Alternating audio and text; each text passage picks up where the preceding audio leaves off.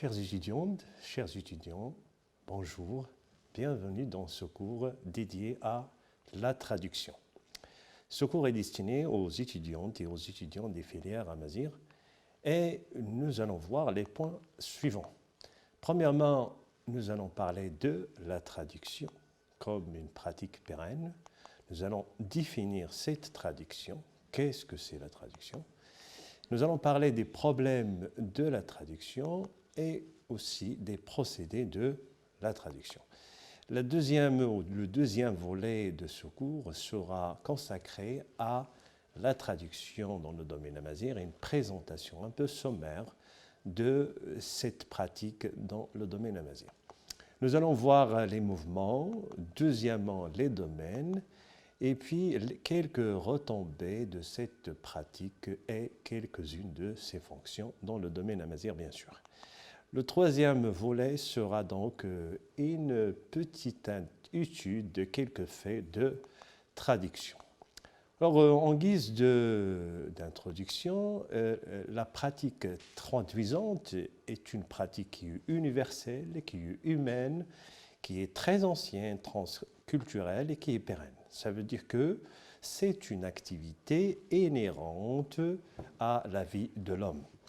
Et je cite là Monin, la traduction, soit orale, soit écrite, est sans doute aussi ancienne que la parole, d'une part, et que l'écriture, d'autre part. L'ethnologie ne rencontre guère de tribus si isolées qu'il n'est de contact avec une autre de langue différente et ne comporte en son sein quelques locuteurs bilingues.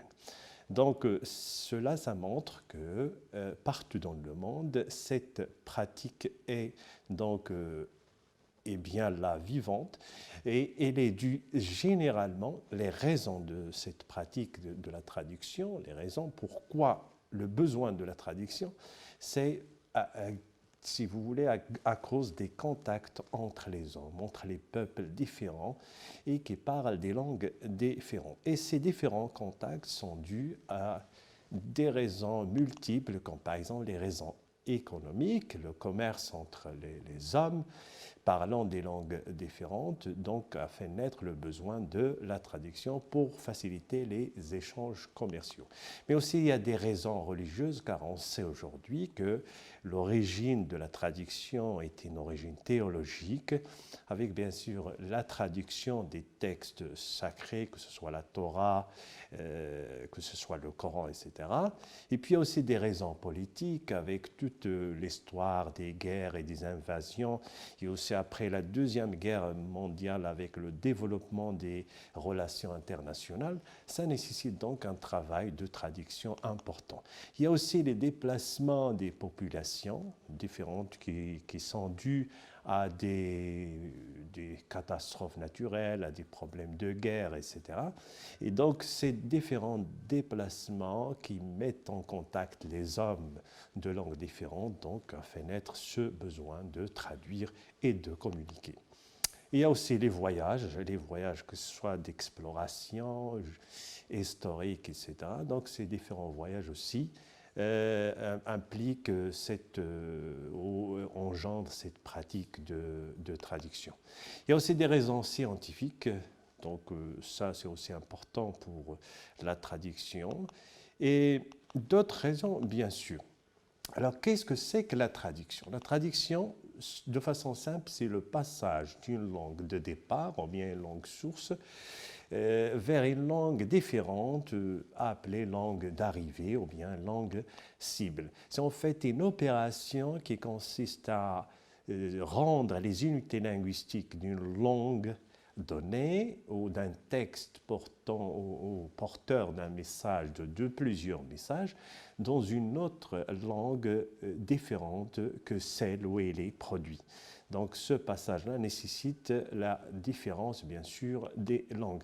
C'est donc un recodage du texte d'une langue dans une autre langue différente, mais en sauvegardant le sens. Cette opération, bien sûr, nécessite une compétence du traducteur. Le traducteur doit avoir certaines compétences pour pouvoir passer d'une langue à une autre.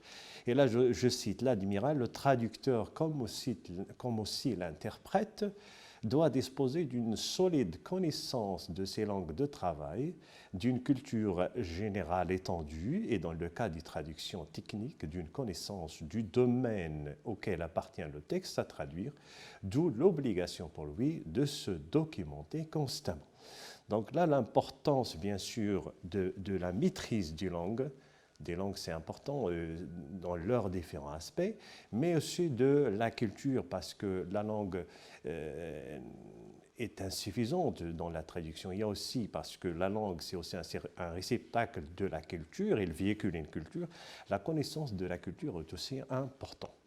Quelles sont les différentes fonctions de la traduction? Alors, il y a tout d'abord la fonction médiatrice. On ne peut pas imaginer aujourd'hui l'évolution de l'humanité sans ce travail de la traduction.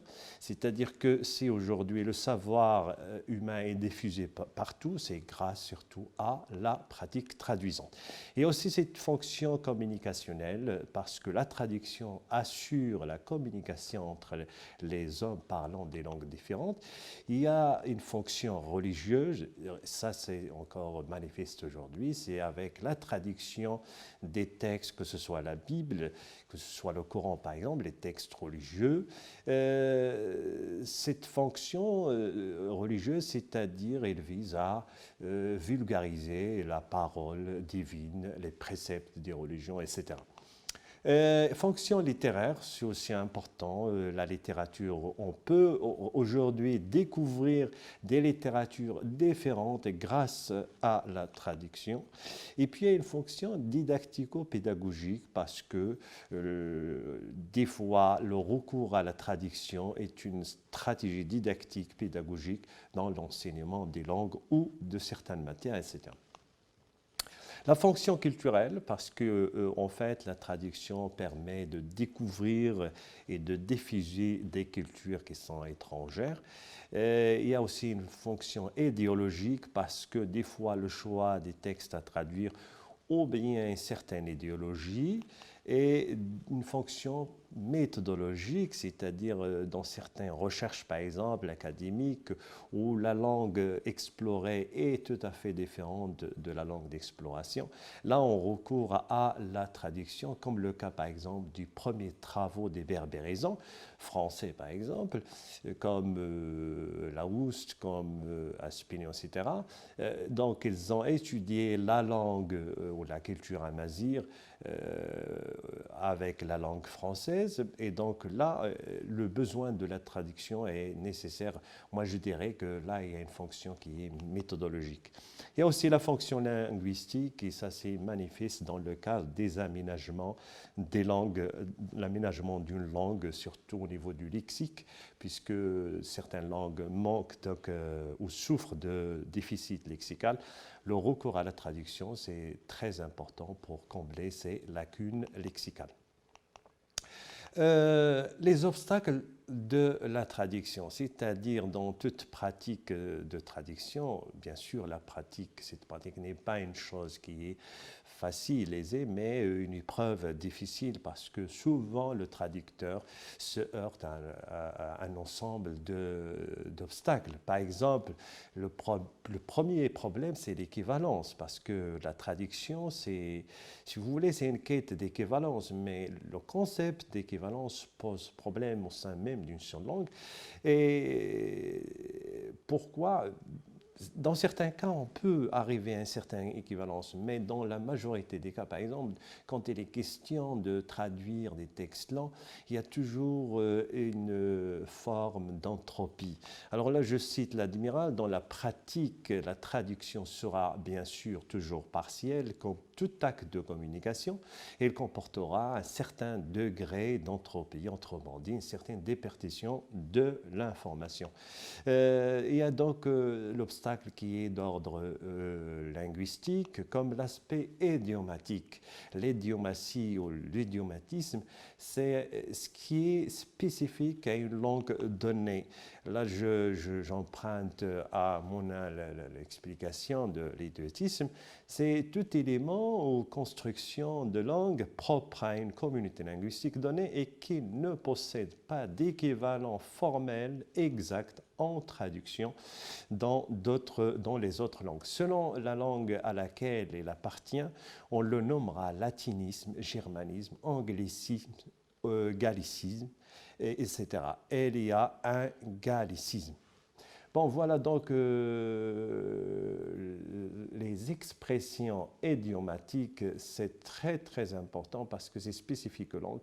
Et donc le traducteur doit avoir cette connaissance élargie au large d'une langue sous ces aspects différents. Voici un exemple, Atlajta sadri en arabe.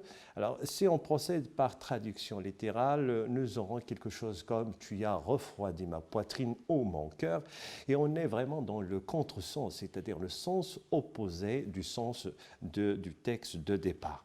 Donc, quelqu'un qui ne connaît pas la spécificité de cette langue arabe, etc., et cet aspect-là qui est lié au climat et qui s'explique par le climat qui est chaud de la péninsule arabe, bien sûr, qui est chaud, et donc ce qui est frais, ça fait du bonheur.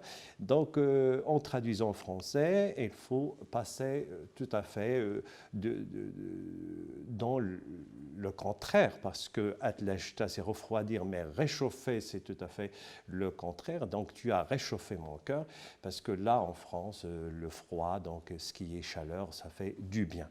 Donc ce genre de choses, ce genre d'expression idiomatique, ou bien cet aspect idiomatique, c'est très important dans toute pratique de la traduction. Parmi les obstacles, l'aspect syntaxique, on sait que les langues ne fonctionnent pas de la même façon syntaxiquement, ne comportent pas les mêmes structures syntaxiques, les mêmes règles de combinaison, et se peut qu'il y ait des structures apparentées parce que certaines langues se partagent ou appartiennent à une même famille, etc. Mais donc, des fois, on peut arriver à des identités structurelles, mais des fois aussi, on peut donc avoir des structures différentes. Et ça s'explique par la différence des langues et la diversité linguistique. Voici un exemple. Michel est frappé par Durand. Voilà, c'est un texte de départ en français. Michel est frappé par Durand. Alors, cette phrase est à la forme passive. Il y a un sujet grammatical, il y a un verbe et puis un complément d'agent. Et on sait qu'en amazigh, pour traduire par exemple en amazigh, on sait qu'en amazigh, il n'y a pas de complément d'agent. Donc, ça pose un problème. Alors, que faire? Peut-être faudrait, puisque la phrase passive, c'est une phrase transformée à partir de l'actif, faudrait peut-être revenir à l'actif et donc dire que Yut Durand Michel, parce qu'il n'y a pas la possibilité d'avoir une phrase avec un complément d'agent. L'aspect lexical pose aussi problème parce que les langues sont différentes à ce niveau-là et que, par exemple, traduire d'une langue comme le français ou l'anglais ou l'arabe vers l'amazigh, ça pose toujours un problème de lexique, vu l'état du lexique de l'amazigh, qui est en construction aujourd'hui. Et il y a quelques années, ça pose énormément de problèmes parce qu'il n'y a pas suffisamment de dictionnaires. Alors, généralement, les traducteurs recourent au dictionnaire de Shafir et à d'autres dictionnaires, mais principalement celui de Shafir. Aujourd'hui, le dictionnaire général de l'amazigh est là aussi pour répondre aux besoins de la traduction. L'aspect suivant, c'est l'aspect stylistique. Vous savez que dans un texte littéraire, il y a toujours cet aspect de littérarité, de stylistique, et que certains textes, surtout les textes poétique pose énormément de problèmes de traduction. Il y a ceux même qui disent que la poésie est intraduisible. Et pour traduire la poésie, il faut être en réalité, pour être dans deux langues. Je vais vous donner un exemple en arabe, juste ces deux vers d'Abu Tamam. السيف أصدق إنباء من الكتب في حده الحد بين الجد واللعب. بيد الصفائح لا سود الصحائف في متونهن جلاء الشك والريب. Donc vous voyez déjà au niveau du rythme et de la métrique, ces diffusions, c'est difficile, c'est quasi impossible. C'est impossible de traduire cet aspect-là de la métrique vers une autre langue parce que c'est spécifique à la langue arabe. Et puis certaines images, par exemple dans le premier vers, fi haddi, haddou, jinas, la paronomase, parce qu'on a deux homonymes, al-had, mais qui n'ont pas le même sens. Comment peut-on les traduire dans une autre langue? Si on peut traduire l'antithèse Tebaq, Jid ou Laïbi, mais comme Safa et Sahaif, cet écho, cette touphonie-là produite par cette figure de paronomase, donc c'est impossible de la traduire dans d'autres langues. Donc l'aspect stylistique, ça pose énormément de problèmes pour les traducteurs. L'aspect culturel, ou ce qu'on appelle les mots culturels ou les culturels, c'est aussi spécifique aux langues et ça peut concerner plusieurs domaines. Je vous donne un exemple, par exemple la cuisine amazigh, comme on dit abaddaz, berkouk, sksou, tajin par exemple, ça c'est spécifique à la culture amazigh.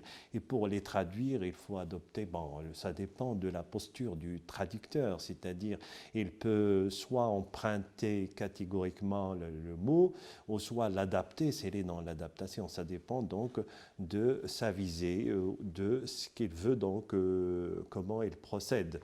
La cuisine italienne, par exemple, comme pizza, ravioli, spaghetti, ou française comme crêpes, gratins, béchamel, ou pour les habitations, par exemple un igloo, un wigwam, un tipi, une isba, un kasbah, ce n'est pas donc identique parce que c'est spécifique donc au peuple et aux régions. Oui, un igloo, c'est les habitants autochtones du nord du Canada et c'est une construction en glace sphérique, alors qu'un wigwam et un tipi, c'est une tente des Amérindiens. Une isba, c'est une construction, une habitation, une maison paysanne russe et une kasbah, une habitation amazigh. Et donc, soit donc les différentes stratégies de la traduction des culturels, soit donc j'emprunte le culturel tel qu'elle est, soit je l'emprunte et je l'adapte à ma langue, c'est-à-dire morphologiquement, soit carrément, si je voudrais faire référence à la culture cible, le changer et l'adapter, donc utiliser quelque chose qui appartient à la culture cible. Alors, puisque toute traduction donc, est sujette à un ensemble de problèmes, pour les résoudre, il y a un ensemble de procédés qui ont été élaborés par deux traducteurs de spécialistes de la traduction, c'est Véné et Darbelné, deux Canadiens qui proposent en fait 7 procédés palliatifs au problème de la traduction. Et dans un ouvrage, voici le témoignage de Jean-René L'Admiral à propos de cet ouvrage. Sous le titre stylistique comparé du français et de l'anglais, on doit à Véné et à Darbelné l'un des meilleurs manuels de traduction qu'ils soient.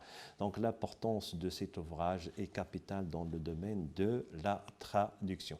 Le premier procédé de la traduction, c'est l'emprunt. Alors l'emprunt, quand par exemple en amazigh, il y a un ensemble d'emprunts dans le cadre de l'aménagement de cette langue, comme studio à studio, comme technicien à technique, technologie, sketch, internet, gendarme à gendarmerie, film, le film, fax, le fax, bus, tobès, etc.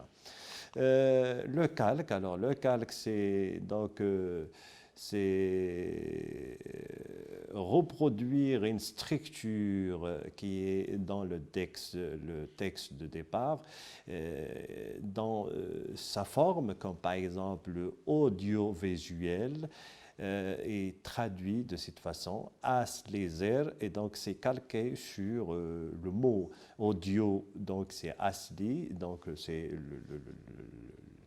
tout ce qui est donc voix, et visuel, c'est ezer. Code de la route, nous avons code de la route, aslign no brid, c'est la même structure, on a calqué donc cette structure sur la structure de base. Le mot à mot, ou bien ce qu'on appelle la traduction littérale, comme par exemple cette phrase en arabe, Dahaba ila al-madrasati, on peut traduire en amazigh, Ida se tinmel, nous avons ici une identité structurelle parce que le verbe est suivi d'une préposition et puis d'un nom. Et nous avons la même structure parce que l'arabe et l'amazigh en fait font partie d'une même famille de langues. Toujours dans le cadre des procédés de la traduction, la transposition. Alors c'est quoi la transposition? C'est rendre une catégorie grammaticale ou une partie du discours par une autre. Comme par exemple grippe aviaire, nous avons un nom plus un adjectif. Alors il est traduit par adrsham nouailan, l'adjectif donc est traduit en syntagme prépositionnel, complément de nom. Donc on passe de l'adjectif vers un syntagme prépositionnel. C'est comme aussi le cas de portable qui traduit nufus, donc portable qui est adjectif, et donc traduit en syntagme prépositionnel. La modulation, c'est le fait de détourner une expression parce que quand on traduit un texte, c'est que le résultat ne fonctionne pas, c'est-à-dire n'exprime rien du tout. Donc on est obligé de procéder par modulation, c'est-à-dire il faut détourner l'expression pour trouver le sens, pour reproduire, si vous voulez, le sens de l'original.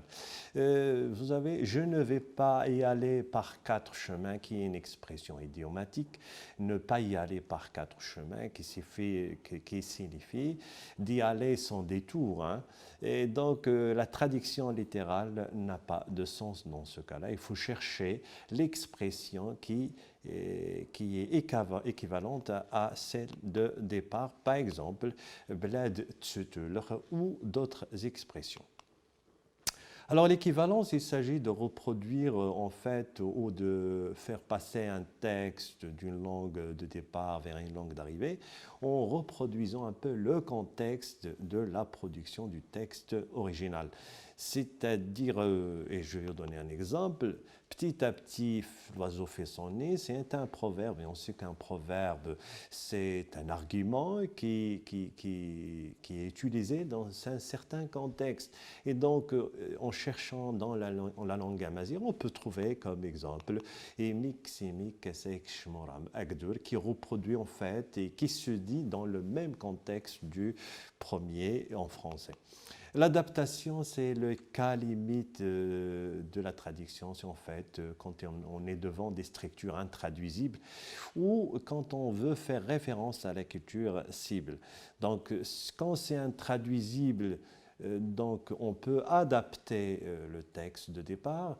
Et quand on veut faire référence à la culture cible ou bien donner au texte traduit une teinte ou un aspect culturel de la langue cible, là donc on recourt à la traduction comme dans par exemple certains textes de théâtre. Et là j'ai en tête le texte de Molière, le bourgeois gentilhomme, comme le maître de langue a proposé à M. Jourdain qu'aujourd'hui nous allons faire un cours ou une leçon de grammaire. M. Jourdain a répondu par « Comment ça, grand-mère ?» Donc il y a un quiproquo sur le mot grammaire et grand-mère. Alors pour traduire ce quiproquo, il est difficile de le traduire en amazigh parce qu'il faudrait avoir deux mots qui sont proches au niveau de l'écriture, au niveau phonétique aussi, et donc qui reproduisent ce quiproquo et qui ont cet effet, parce qu'il ne faut pas oublier aussi, il y a l'effet comique, donc le texte obtenu, il doit exercer le même effet sur le public. Alors, la traduction maintenant dans le domaine amazigh. Nous pouvons dire que cette pratique est très ancienne parce que les Amazirs ils ont connu des peuples différents et sont entrés en contact avec des peuples différents depuis les Phéniciens, les Grecs, les Romains, les Vandales, les Byzantins, les Arabes, les Français, etc. Et donc la présence de langues différentes dans le nord de l'Afrique, bien sûr, va engendrer une pratique traduisante, même si aujourd'hui les traces ne manquent. Le domaine religieux avec l'avènement de l'islam, il y a d'importantes aussi traductions, comme l'exemple de Mukhtasar al-Khalil traduit par Aouzal. Mais ce qui nous intéresse dans ce cours, c'est surtout la traduction à l'ère contemporaine. Et c'est une traduction qui est née juste ou bien dans le contexte du passage de l'oral à l'écrit, de la littérature orale à la littérature écrite, par la production d'un ensemble d'œuvres littéraires. Et donc, avec la création des associations amazighes et la création après des revues ou de la presse amazigh de façon générale, les revues et les journaux, bien sûr, il y a la naissance de ce mouvement de traduction. Et ce mouvement, à mon avis, connaît deux étapes importantes. La première étape, c'est la traduction des textes qui sont courts et qui sont diffusés via la presse amazigh, comme par exemple la revue Hamoud. Je vous donne un seul exemple. Zézan Todfit, la fable de la fontaine, la cigale et la fourmi, traduite par Ahmed Drni. Dans la revue Tifaout, Temtenum Diaz, c'est un récit de l'écrivain arabe Jbran, Khalil Jbran, traduit par Hussein Atabji. Et puis dans le journal Tassafout, Imsdi, traduction de Mohamed Farsi du texte de Francis Stigmolir, est traduit dans le numéro 4 de ce journal. Et donc ça, ce ne sont que quelques exemples, bien sûr, la liste est longue. Et la deuxième étape de ce mouvement de traduction, ça concerne le passage donc des textes qui sont courts vers les textes qui sont longs, c'est-à-dire des œuvres intégrales. Exemple, Akona de Fasili Satafalkei, Tidjoukla, Gartagmat, Momouche, Amnoukal Mzin, Ankad. Amnoukal Mzin, c'est la traduction du Petit Prince. Ankad Walla, c'est la traduction de Kafka, le verdict et autres récits. Tegodouin Bari, c'est la traduction du recueil de Baudelaire, Le spleen de Paris. Akona de Ossudez ont traduit les Métamorphoses d'Afoulay Arionour. Salha Gouram a traduit Nekunin et Royal. Lahsnul Hajj a traduit la pièce de théâtre de Samuel Beckett, et elle a traduit aussi Tamarir Tamjot, la pièce de théâtre d'Eugène Ionesco. Et les domaines de la traduction en amazigh ou vers l'amazigh, c'est surtout le domaine littéraire qui connaît une dynamique et un intérêt croissant. Il y a aussi le domaine religieux, et là la figure éminente de cette traduction, c'est Hussein Juhadi, qui a traduit le Coran, Tarjamat Ma'ani, le Coran al-Karim bil-Lughati al-Amazighiya. Il a traduit la biographie du prophète Tararas Nurqas Narbi, il a traduit Al-Hadith al-Qudsi, il a traduit aussi Sahih al-Bukhari, Fath al-Bari, fi Tamziri, Tajridi al-Bukhari. Et il y a aussi la traduction pragmatique, c'est-à-dire des textes officiels, comme par exemple le Brih Dunit Fizerfan Nufgan, Amqan Nougadir Ftoutleit Tausna Tamazir, ça c'est la charte d'Agadir. Le premier, c'est le Brih Dunit, c'est la Déclaration universelle des droits de l'homme. Et puis Asadaf Ntakat, qui est traduit par Al-Habib Fouad, c'est le code de la famille. Il y a aussi donc le domaine linguistique dans le cadre de l'aménagement de la langue amazigh. Il y a la pratique de la traduction, le domaine de la recherche linguistique, anthropologique, comme je l'ai dit il y a quelques instants, c'est quand la langue d'étude est différente de la langue étudiée, il y a toujours le recours à la traduction. Alors les retombées sont nombreuses. Alors la langue, déjà enrichir le lexique, maintenir la langue, moderniser la langue, élargir son champ de potentialité, et dans le cadre de la littérature, développer la littérature amazigh par des apports divers, procédés, styles, genres, formes, nouvelles, etc.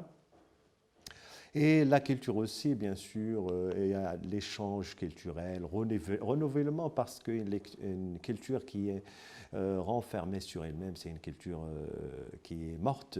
Il y a toujours des échanges interculturels dans le cadre de la traduction. Il y a aussi donc l'aspect identitaire qui est aussi important. Voilà donc quelques cas de traduction. J'ai fait une nuit blanche. Vous avez donc là une expression figée. Alors, pour la traduire, il faut chercher une expression idiomatique dans la langue cible. On pourrait donc dire et Begaufusens de la Mazir, donc si on traduit littéralement vers le français, ça ne va pas donner grand-chose, ça n'a pas de sens. Donc il faut comprendre son sens pour passer, donc chercher une expression en langue française ou bien uniquement donner le sens de cette expression, c'est-à-dire elle est prodigue. Ce syntagme, cette maison qui est construite d'un déterminant démonstratif et d'un nom, si on traduit en amazigh, nous avons tig, mi, ad, donc vous voyez, on n'est pas dans une identité structurelle parce que l'ordre ici, l'ordre syntaxique est différent. Donc en amazigh, le déterminant démonstratif ne précède pas le nom, mais il vient après le nom. Mais en arabe, par exemple, nous avons had al-manzilu, c'est la même structure que la langue française. Michel arrose les fleurs, nous avons en amazigh et Ariswa Michel Ijdign. Nous avons ici, parce que généralement, quand on traduit en amazigh, on oublie que l'ordre canonique de l'amazigh, c'est verbe, sujet et objet. Donc, pour être dans les normes, je crois que là, donc, nous respectons l'ordre syntaxique des deux langues. Alors, du français vers l'amazigh, quelques problèmes de temps grammaticaux. Elle écrit les points, vous avez là un présent. Et donc, un présent, on le traduit par aritaratim diazun parce que c'est inaccompli.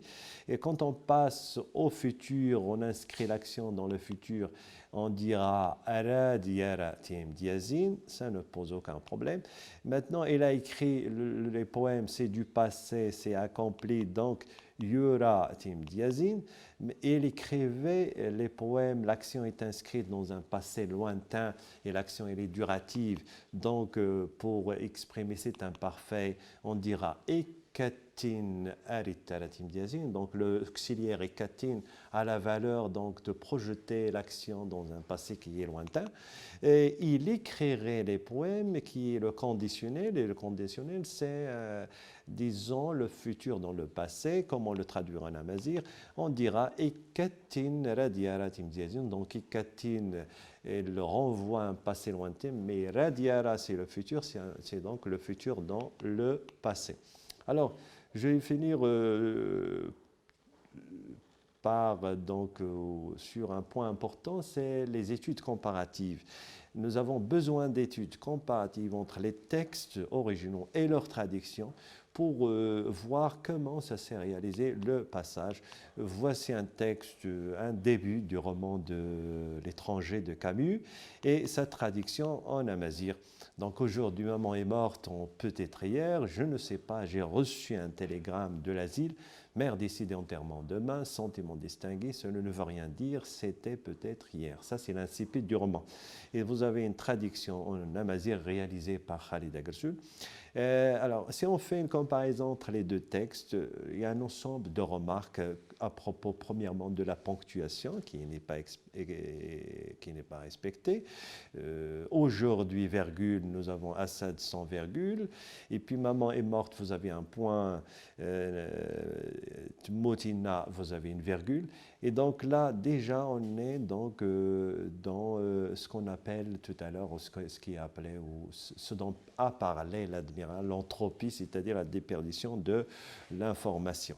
Et donc, les études comparatives des textes de cette façon-là va nous permettre de décrire un peu quels sont les problèmes que rencontrent les traducteurs dans ce domaine-là. Et je vais finir par vous inviter à consulter, si vous voulez, un ensemble d'ouvrages qui parlent de la traduction en général et de la traduction dans le domaine amazigh en particulier. Et ces ouvrages-là vont vous permettre d'avoir plus d'informations sur, sur la traduction de façon générale. Et sur ce, je termine cette séance vidéo et j'espère qu'elle vous sera utile et merci.